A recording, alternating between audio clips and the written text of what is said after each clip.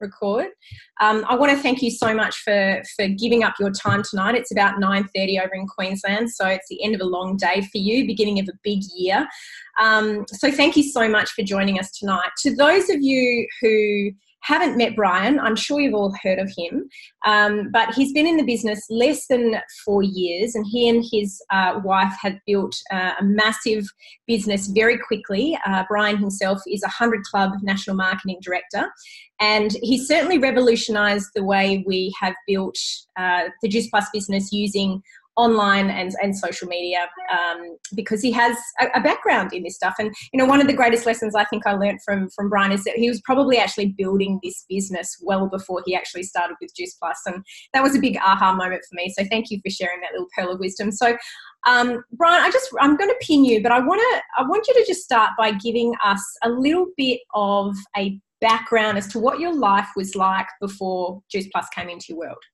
Sure. Awesome. Well, it's an honor to be on here, especially because, Tamara, you've helped us so much. Your product recordings and that we still use today. So we have definitely have customers and team as a result of you. So thank you so much for that. And anything that I can do for you guys, I'm always available for it. So my backgrounds, I started off as a basketball coach, actually. I was paid by Queensland Basketball to coach basketball, and that was my passion at high school and going into that. And then I fell into a marketing role with Queensland Basketball at the age of like 19, 20. And one of the jobs for me was to attract sponsors. So I got a taste of marketing and also sales, and I got to deal with some pretty good companies like Coca-Cola and Qantas at a pretty young age. So it taught me a lot of cool things about looking after customers and marketing and sponsorship, etc. But this was 1994, 95, and one of the requirements for the job was to get a website happening for basketball results. And I'd always loved technology. And was responsible for putting that website together myself, loved it, and at that point then decided to go to university and study information technology, which I did. 2 years into that, I started a business called i4u, which is a website design business, and that business I still have today. So it's 22, 23 years that I've had that business. And that focus was website design across any industry. 5 or 6 years into that company, we started another company called eTourism, which was focused on the tourism industry. So the point of difference with that company to other companies is that we would speak to a hotel, for example, like Palazzo Versace was one of our clients. We would completely take over their marketing strategy, their online marketing strategy, website design, photography, video, search engine marketing, online reservation systems in return for a commission. So we would invest our time and effort and energy up front in return for residual income over the next 2 to 3 to 4 years. And I thought it was a pretty cool way to build a business that instead of paying me a one-off project fee, I got a little bit of money on a monthly basis over the next 3, 4, 5, and we've had clients for 10, 15 years. But it was a taste of residual income, and I fell in love with residual income at that point.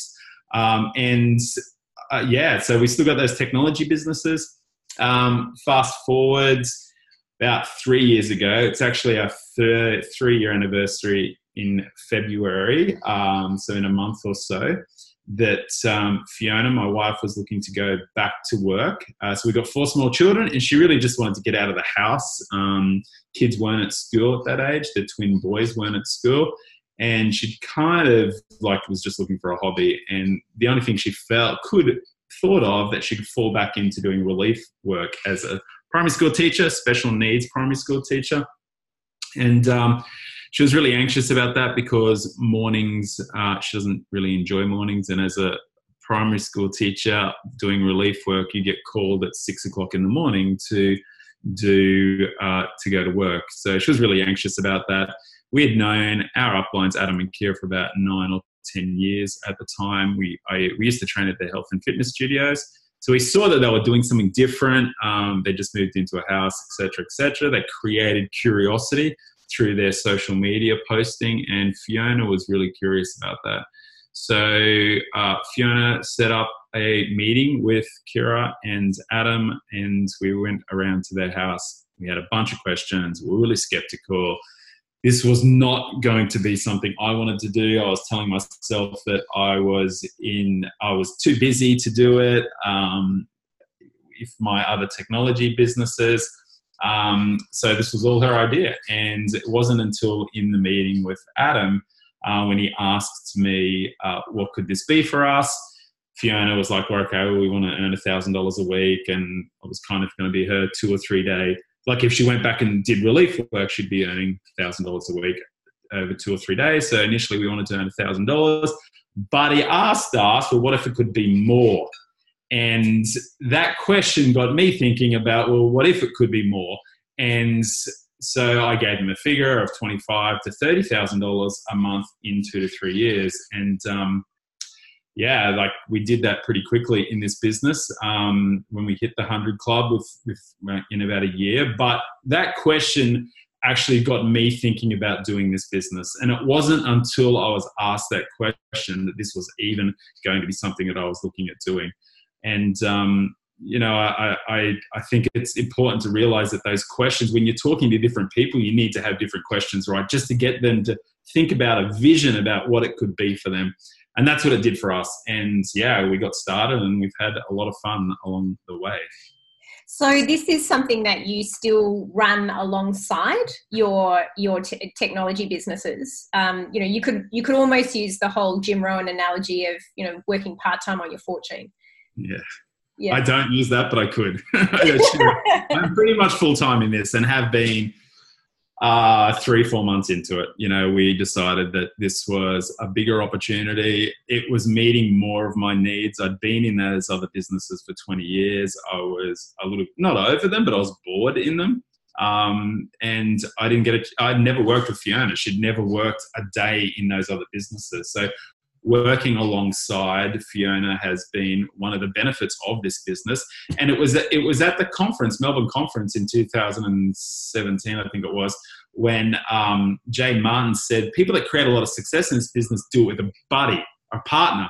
And that meant a lot to me then, because like I'd never been in business with Fiona, but now her desk is there, mine's here, and all of the rest of our staff in our other businesses work from an office or online or whatever. So I'd never experienced that before. And obviously it's got its ups and downs, but I enjoy most of it.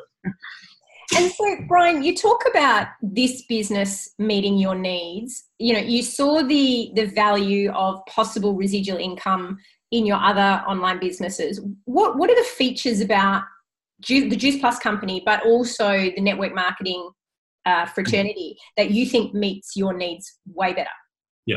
So we were always looking, I suppose in e-commerce, you're always looking at building online businesses. Like we had always had all these side projects. Affiliate marketing is massive, you know, in the online world, which means I take somebody else's product, I market it online. I don't have to develop a product. I drive traffic to a website. And if it turns into a sale, I get paid for it. So we were kind of dabbling in that because we had the ability to create online assets, websites and that. So we were playing with that. Then we got into taking products like drop shipping, you know, so there was all these 10, 15 years ago, that was the craze. Like people were developing products and then you could build an online e-commerce store, sell those products, don't have anything to do with the development of the product. Very similar to network marketing. You know, I've got nothing to do with the development of the product. I just market it and I become a commission-only salesperson. I tried to implement commission-only sales into my traditional business, but no one wanted to work for commission only. It was just not happening in technology. Salespeople want salaries. Even if they do sell or don't sell, they still want to get a salary. But I was very attracted to that because in business, it's all results. If you don't provide results, you don't get paid, right? And so we were being very attracted to that. So it was kind of just a progression. I had never been involved in network marketing, but to experience the ability to talk to people about what they want to achieve, like a mum and a dad, and inspire them as to what it can be for them, that blew my mind, because I'd been dealing with corporates. I'd been dealing with big hotel companies that didn't care about me, didn't care about my family, had nothing to do with me. I never knew the owners. It was all corporate work. So when I got involved in network marketing, I'm actually dealing with the end user, consumer, and seeing their life change. Man, there was a part of me, that contribution part of one of my needs, that was being met. And that wasn't being met in my other businesses. So network marketing, the ability to inspire people as to what it can be for them, and then they go and do the same thing to somebody else, and I'm getting paid on top of that. That was just blowing my mind with regards to residual income, because affiliate marketing and drop shipping and that is just one level. You know, you bring on someone, they sell your product or whatever, and that's it. But they can't go and bring anyone else on. So that multi-level part, like it just blew my mind. And then obviously the other needs of love and connection, being a part of a tribe, you know, being a part of a community, being a part of the Juice Plus community, just met needs that weren't being met too. I got that through my church, but not in technology, not in business. So that whole fellowship in church, we'd loved and we'd craved and we'd wanted more of it, but then coming into business and being able to achieve that, again, just mind was being blown. There's a part of significance that you get out of network marketing that wasn't being met in traditional business too. So there was just so many needs that weren't being met around that. But I think the whole online, for me, I was able to create some pretty cool things like Mummies on a Mission and be able to help a lot of people. And see that success change, those funnels and that change other people's lives. So just on that, one of the things that we've really seen with you is the defining of your mission and the defining of your vision, and then your ability to duplicate that, which is a key aspect of any network marketing company, is the ability to duplicate. Can you talk to mission and vision and why it is so key? Yep. Sure. So for me, I love marketing and I love selling. To me, I've always been a solutions salesperson. So if I'm sitting with someone and talking to someone, what problems do they have in their business or in their life? And I want to come up with a solution for it. So when we joined this business, Juice Plus and network marketing, to me, I thought about, well, what were the problems? Fiona got involved in this business because there was some pain there. You know, there were some things that hurting her. She wanted to get out of the house. She wanted to achieve some things. So when we were thinking about our target market, they're the people that we could relate to. Mums that didn't want to go back to work. Mums that wanted to have the choices to do mum care instead of daycare. And not just mums and dads too. So when we sat down and thought about all the opportunities and what we could do, we knew who we could connect with. I didn't want to go after PTs. I didn't want to go after doctors. I didn't want to go after all these people that I could not talk to. I couldn't relate to them. The low-lying fruit were mums and dads that didn't want to go back to work, that were in some pain. And that meant a lot to me because that was everywhere around us. All of our warm market were mums that had to go to work. My sisters, our closest friends, we didn't really have to work because our other businesses were doing okay. But when we go on holidays, all these people couldn't go on holidays. So when we thought about what this vehicle could do to help people, we just got really inspired by that. And the whole vision, that Simon Sinek, People Buy Your Why, we implemented into our traditional business 10 years ago when he first came out with that. And it had a massive impact on it. And then when we came into this business and saw who we wanted to target and who we could relate to, and we knew when people said yes, they were buying us. They were buying Fiona, they were buying myself. And that's why to us vision and mission was really important, because when I sit down and talk to a mum or a dad and I am making it all about them, and I am like, I know the pain you're in because we're in the same pain, and this is where we're going and this is what it's all about. And it's pretty hard for them to say no, because I'm coming to them with a solution to their problem, and they can feel my heart, they can feel my passion, they can feel my energy. They're buying me. They're buying Fiona. They're buying where we're going. So that was was one of the first things we did is get our vision right. It was all about mums and dads. It was all about giving them choices to do mum care and dad care instead of daycare. And yeah, we just really believe that this is a vehicle for them to prioritize their own family's goals instead of somebody else's. So it's been our biggest selling asset tool, that vision. I think the other really important thing about that too, that you mentioned that people were buying where you were going, is that a lot of people, when they first come into this business, they think they need to have the skills or the knowledge, the product knowledge, the business knowledge before they actually get going. They think they need to have the story of success to share with people before they're actually there. And that often stunts them. It often just retards their ability to move forward. I'm not successful yet. But I think, your point about buying the journey, about where you're going, whether you're there or not, it's irrelevant. It's where you're going. So I think that's a really powerful message for anybody at any point along the journey here. So that means it made it easier to, I guess, develop your tribe then, didn't it? It did, definitely. And, the whole vibe, your vibe attracts your tribe. We knew exactly who our target audience was. We didn't waste time on speaking to people we couldn't connect with. We created Mummies on a Mission that had, like, how it started was we said to Kira, you're doing all these things. What can we use? And she's like, we'll use anything. And we could relate to Mummies on a Mission. So we took that brand, trademarked it, we aggressively marketed it, and because that was the skills that we had learned, I had learned for 20 years before it. Like you said, like I built this business before I came into this business, so we could implement those funnels and things without having to learn how to do it. I had resources in my other company that I could direct to do that, whereas a lot of people can't do that. So yes, we were very focused. We knew exactly who our target audience was. It was mums on the same mission, same vision, exactly where they're going. And now, obviously, we have lots of other tribes underneath us, which is why we changed our team name to Tribes on a Mission, because we're just one tribe, but with multiple tribes underneath it, us, because there are so many different visions in the business now, I suppose. But yeah, it was one of the things, and I see that mistake being made by a lot of people that join, is that they just start talking to everyone about, trying to target too many people instead of just going to people with the same why, that want to be on the same journey as you. It's such an easier way to encourage, to not sell, but, get people to come with you on that journey. So, Bryan, just on that, I know there would be a lot of people on here tonight who are going, oh my God, I don't have 20 years of IT experience. I don't even have 1 year of that. I don't even know how to use Facebook or Insta or Snapchat or funnels or anything. So they're probably going, well, what's the point then? if a guy like this can build like this, I can't possibly do it.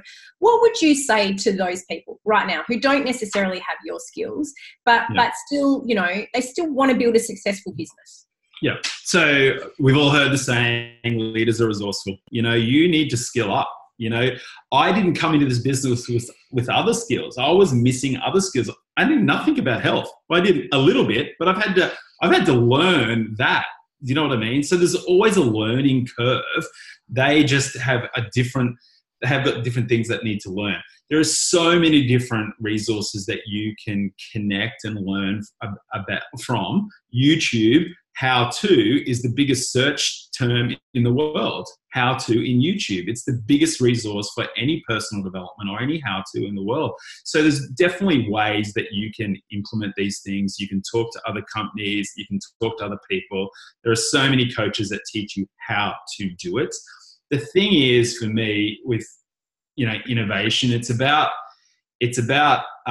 not copying what other people do, because when you copy, like if people copy what we've done all the time, the thing is they're copying stuff I implemented a year or 2 years ago. Do you know what I mean? So I think innovation is always about not looking at what other people are doing. You coming in and going, this is what I want to achieve, and I'm going to set my vision towards that. And yes, funnels, they're all the same, but you've got to get your personality out. And things like ClickFunnels, you don't have to learn too much how to implement that these days. You don't have to code. It's so easy to implement, but you've got to have a desire to do it. you know, and just one thing on that, I know that a lot of people will come into a business like this and spend so much time on that without mastering the skills first. And like skills of being able to talk to people, of being able to follow your DMO, to be able to reach out, because we've had it. People come in, think they can do what we do, spend so much time building funnels, and it derails their business. They don't hit SDVF, they don't hit SC, whatever it is, and they're out, you know, and it's not what we encourage people to do. And I guess the other thing too is that you're also using tools that just enhance the basic skills, which is still connecting with as many people as you can, sharing your story in as many different ways, asking people to have a look and asking people to consider it. I mean, it's just a different way. So, you know, it's still about doing the numbers, right? That's exactly right. And the only reason why we had quick success is we just found a way to talk to more people, you know, quicker. That's all it was. It's exactly the same process, which is why, like, I love demonstrating a funnel. It's about posting and starting conversations. When people reach out, it's about connecting with them. What's their why? You share your story. You get their why out of them. What are they trying to achieve? You send an event, or you put them in a group, or whatever that sales tool is you're using, and then you follow up and introduce them to your upline. It's the exact same process I'm using online or face-to-face or the person I meet at the coffee shop. Exact same process. Yeah, no, that's good. So you kind of already answered this question, but I think if you could just expand on it, why you think the future is in network marketing? You know, what is it about our industry that really is so good for anybody to, I guess, step out of their reality and step into something that could potentially be unreal? Well, before we joined network marketing, we looked at buying a traditional franchise. You know, it was $350,000 to buy a coffee shop franchise. And what was I attracted to about that? We were attracted to a system, a proven system. The coffee shop did well. You know, it's a well-known coffee shop franchise. The only reason why we were looking at that is because we saw a system that worked. The thing is, it would have taken us 5 years to pay down that $350,000 of good return. And that's not taking profit or anything. It's just investing everything back into it. The thing is, we've seen other people do that with $150 plus GST investment and make more money in their first 1, 2, 3 years. Do you know what I mean? Without that $350,000 investment. But it comes back to, there's a proven system in place. Proven system that, for example, if I joined your team, you're only going to teach me what works because you're only going to get paid when it works for me. So you've got a vested interest in me, such a low setup fee, and you didn't have to develop the product. I don't have to develop the product. The experts get to do what they do, and we get to focus on, you know, talking to more people, building connections and inspiring more people. And I think that is, you're paid by results. You're not paid by activity. You know, the return on investment is just crazy because you get to leverage multiple people, that multi-level marketing thing. So there's just so many things that I love about network marketing, you know, that I didn't know I would love about it. Yeah. Do you know something else, Bryan, that has really stood out to me about you is the ability to problem solve and almost, I suppose, for want of a better term, innovate, you know, which is really what our theme is all about this year, is innovation. Mm-hmm. The ability to go, okay, well, that didn't work, but that doesn't mean this system or this business or this compensation plan or this product doesn't work. It just might mean that strategy doesn't work, so we need to change it up. Can you talk a little bit more about that concept? Sure. So to me, innovating is growing, you know, and I love what Tony Robbins talks about. Unless we're growing, we're dying.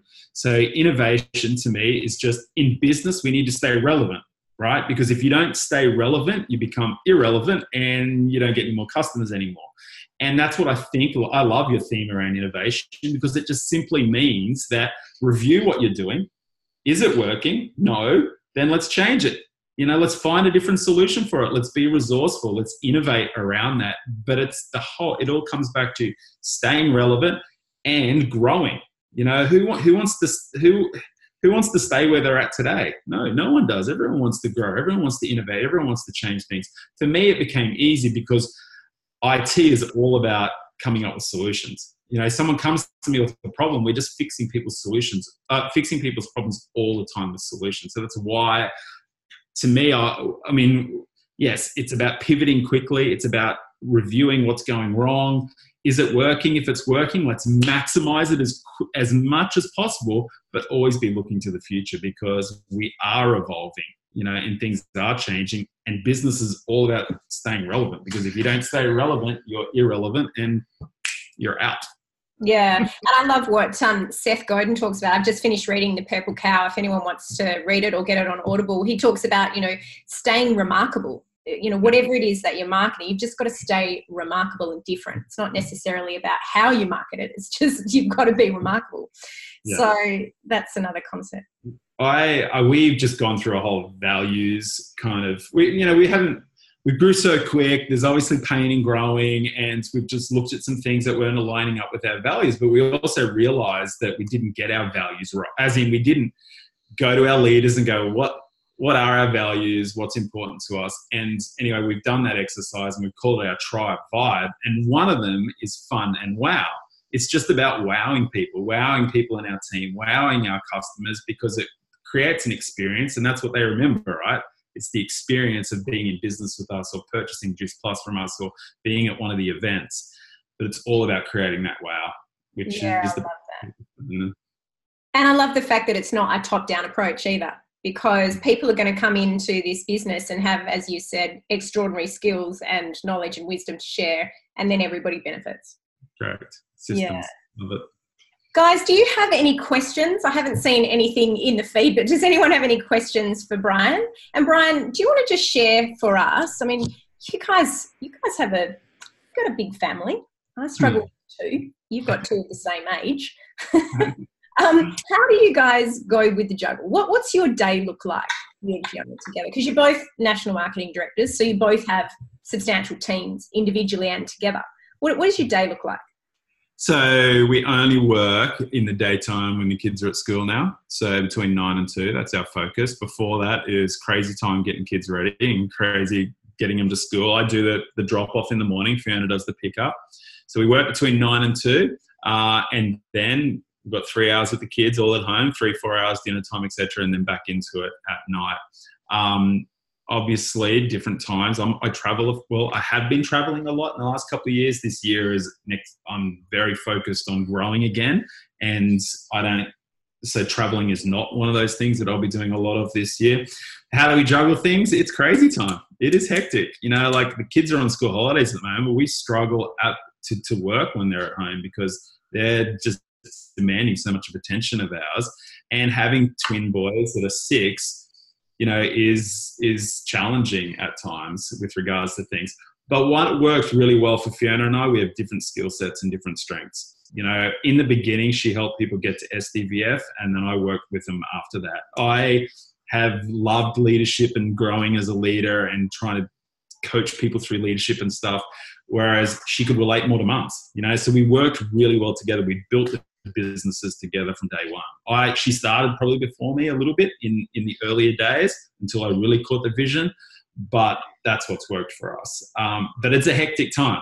It's an absolute hectic time with the kids, what age they're at. But I guess what you do is you choose your hard, don't you? I mean, you'd much rather be there than not be there. Correct. That's right. Some days you'd rather not be here, but yes. That's some 12-hour job. Hey, Jesse Phillips, great question. How did you manage everybody that you brought on initially if you were signing up so many people? And obviously, in those early days when you were still just learning yourself. Yeah. So we got pushed out of the nest really quickly. Like one of the things that, because we grew so quick, Adam and Kira were growing. We talked so much about making sure you're doing 3-way calls with your upline. We grew too quick that they couldn't keep up with us. So we were pushed quickly, but you're thrown in the deep end, you've got to sink or swim, right? So it was really good for us. How did we do it? We developed leaders really quickly. And that's one of the things that we're focused on now, because I think with growth, your leadership has got to catch up to it too. So we had a lot of immature leaders that hadn't been in business, that haven't had any other experiences of leading people. And that's the journey we're on now, is getting our leadership to catch up to our growth so we can get it right for the next momentum too. So we did a lot of small groups, a lot of focus groups on whatever we're trying to achieve. What else did we do? Lots of Facebook Messenger groups, which were a pain in the butt. But definitely we're trying to innovate around some of that stuff at the moment. But yeah, we not one-on-one stuff. There wasn't much one-on-one stuff when we were growing. It was all us and groups. Yeah. And I guess as much as you could, tapping it into the greater sort of Linda groups and Adam and Kira groups. And correct. And they have always been really good at their training. Consistent training every Monday night, which I think you've been on, has always been our focus. So, which worked really well for us because we could do other things while they could do the training on Monday nights. So yes, things look a bit different today, but in the beginning, we didn't want to come in and reinvent training or do any of this stuff. We wanted to focus on talking to people, and that's all we focused on. Whereas I've got people in my team that come in and create their own team pages within the first month of joining the business, driven by significance, want to do it all themselves, but they don't grow. They don't use the tools around them. What attracted them to this business, the systems that were already in place. And that's one thing we wanted to do, is just plug everyone into things that were already working so we could focus on growing. And it's only now that we're really having to do some of that stuff ourselves because we want to do a few things differently. Yeah. And again, that promotes that duplication of doing the same. Don't necessarily burn the boats before you've had the opportunity to learn. Definitely. So that's true. Bryan, do you have any other pearls of wisdom? And guys, if there's any more questions, throw them up in the chat. Do you have any more pearls of wisdom just to finish off? I just think that we have an amazing opportunity. For us, 2018 wasn't really a year of growth. It was a year of trying to do some leadership development. We tried things that didn't work. We're always, reviewing those things. But 2019, I think I think as a Juice Plus business in Australia, and just talking with Celine and some of the stuff that they're doing, there is so much growth that's about to happen again. And I feel like there's another wave of momentum that's about to happen at some stage in 2019. So what does that mean? That means that we need to be developing our skills right now. And that our focus for 2019 is activity and skills training. It's, Fraser Brooks was just here doing game plan, and I got to spend a fair bit of one-on-one time with him. And one thing he challenged me about is not have training for the sake of training. It's like he had 4 blitzes running every day, I think it was, in his organization. So the 99% of his activity of his training was activity-based. Blitz, talking to people, go, go, go, go, go. We're doing it together as a team. We're moving to that this year. That is one focus of ours. Not just having training for the sake of it, not having an outcome for it. Actually, you and I are on this call and we are working together. You're reaching out, I'm reaching out. We're doing it together. You got questions, we're answering, helping each other. That's our focus for this year. Yeah, I love that. And that's something that we've loved about Simon Chan as well, is that whole 3-5-5-5-3, that, build your business while you're doing training together, those hours of powers, those 15-minute rush sessions. That's where business is best learned, is while you're in action, for Definitely. Sure. Paul has asked a question. Is there a single media way that could help me? I'm not sure I quite understand that, Bryan. You might understand it. I don't know. Sure. See if you can reword that. Like Tinder? Are we talking about Tinder? Swipe. Never use it. Don't know. I'm sorry, Paul. Philip has asked a question. Putting your 2 whys in place can easily say why I would promote business side to others in a similar situation. Philippa is also a stay-at-home mummy. But my why to just take on customers only is a bit rocky, and I struggle with communicating that clearly and competently to potentials. Is that something you struggle with? So I've always led with the business. So I'll be upfront and honest about that. It's always been our why has always been helping mums that want to create an income and stay home. The product has backed us up. The product, we couldn't do that without the amazing product. So our why has always been about helping mums and dads stay home and give them a choice. So the product, I've never gone to people and started talking to them about a product to get healthy. It's just hasn't been the way I've grown my business, because I know every person I talk to on the street wants more money, wants more time, wants more lifestyle. They don't necessarily want to get healthy. You know, sometimes, you know, you ask someone if they want to get healthy or if they want to lose weight, they, you know, get upset with you. So that hasn't been the way I personally have built my business. We've built our business saying, this is our vision, that's what we've gone for. So I haven't had to bring two whys together.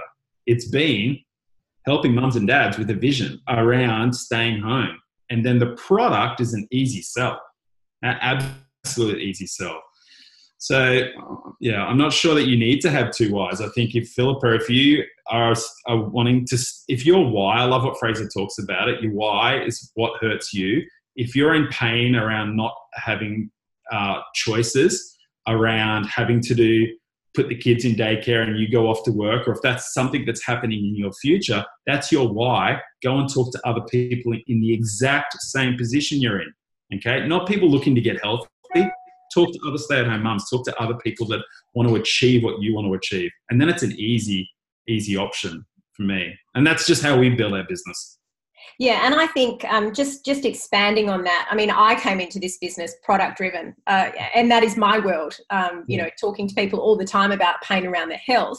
But it's probably been in the last 4 years becoming a mum and doing the juggle now, realising what my why for the business has been. So, and it's okay to chop and change. And I think the other thing too, Philippa, is always leading with questions, because it's when you lead with the questions, you're then going to be able to establish if the product or the business discussion is the right way to go.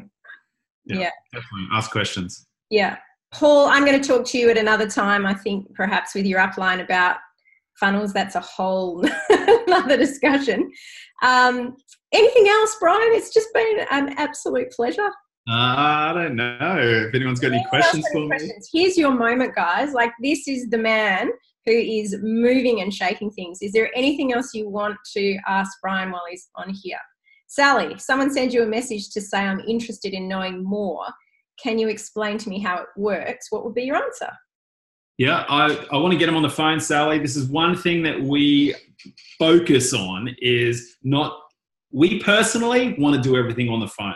Okay, we want to get people on the phone and not by Messenger. Yes, I understand Messenger is convenient, but getting someone on the phone and setting up a call, when do you have time to talk about it? So I would try to set up that call with them, because when you're on the call, you get to ask questions. You've got 5-10 minutes where it can all be about them, okay?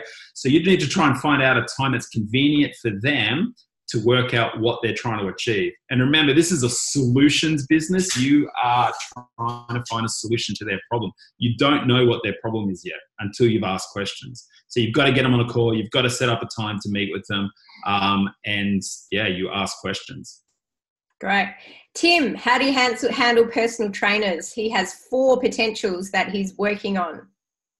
Given your expansive health knowledge, Bryan. Yeah, as I said, I haven't focused on everyone, and personal trainers are not someone I've focused on. I've had the benefit of having Adam above me, you know, so they're people I put in front of Adam. So I'm not the best person to answer that. I do know some things about personal trainers. They work their butt off. They don't earn any money. Most of them don't have programs in place. So the program is normally the way to get into a gym. You know, like the lifestyle programs, you guys have got a program that you'd be able to take into them. It's all about connecting, finding the problem, and you coming up with a solution for it.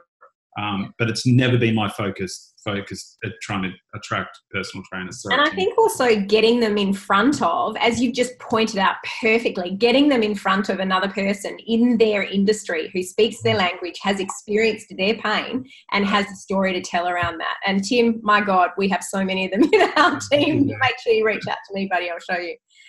All right, guys. I think we'll wrap it up. We've had a good half an hour with Bryan. Thank you so much. I so appreciate your time. Guys, this year is all about innovation for us. This is all about, looking at those challenges, seeing how you can do it differently, working together as a community, learning off legends like Bryan. What I love about this Greater Juice Plus community more than ever is the collaboration that's happening, and nothing is more evident than what is happening right now with our Kickstart and the different leadership groups working together. So I'm going to stop the recording.